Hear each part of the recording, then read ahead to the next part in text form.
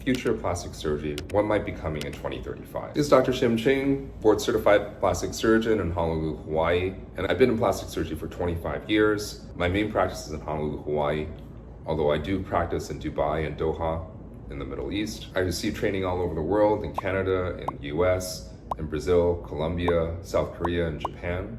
So I do feel that I'm qualified to be talking to you about plastic surgery. There's two exciting developments that are coming in the next 5, possibly 10 years. First one is AI. AI has been the hot topic in technology for the last 2 or 3 years. We think AI is going to revolutionize how we interact with information and machines. The hope is to make our lives better, more efficient, and to harness all the information that we have online. How I think this is going to affect plastic surgery is similar to when you go to Amazon or you go to Spotify, and you have in your mind that you want something or you want to listen to something, but you're not exactly sure what to do. When you go on Amazon, it's using your prior behavior to suggest things that you might want to buy. For example, if you bought something for your cat, like cat food, it might suggest cat toys. If you bought some shaving blades, it might suggest some shaving cream. Those are very simple examples, but when you take all the information about what you shop for, when you shop for it, it's possible that one day you will be suggested things that you actually need and want to buy, and that's really the hope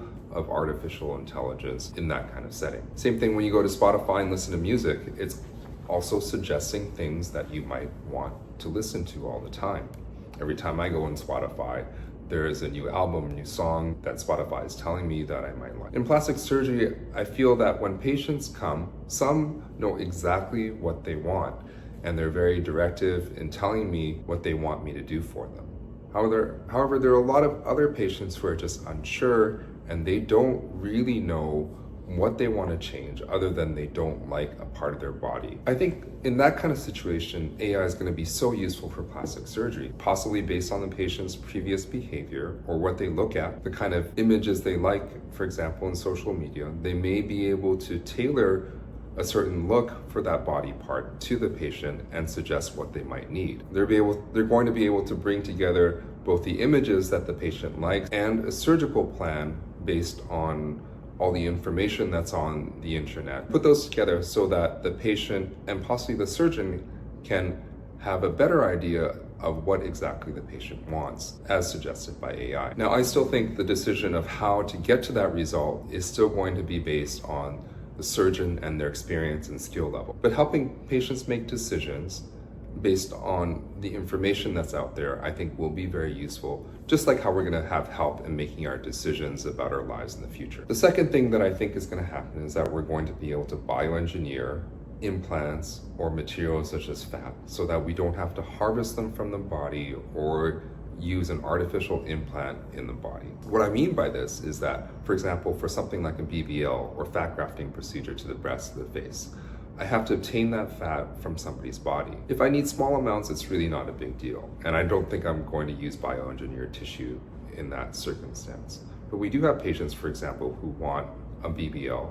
We need a significant amount of fat, and harvesting that much fat from somebody is just not practical if they're too skinny. We either have to get them to gain a ton of weight, or we have to do repeated procedures. But imagine if I could just take out a little bit of fat from somebody, we can grow it in a lab to as much as we want, and then use that fat for that procedure. Same thing with hair restoration.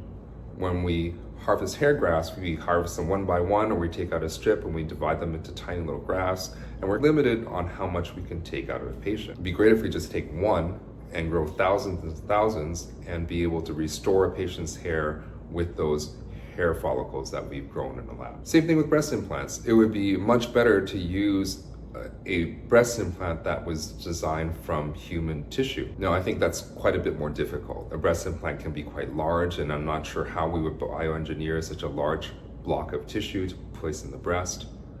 But that would be ideal if it was living human tissue instead of a silicone implant. So those are some ideas about what's going to happen to plastic surgery in the future. I think it's a very exciting field. Things are always constantly changing every year, and I look forward to all these changes to make surgery even better for my patients. If you like this content, please give us a like down below, give us a comment, subscribe to this channel, and we'll see you next time.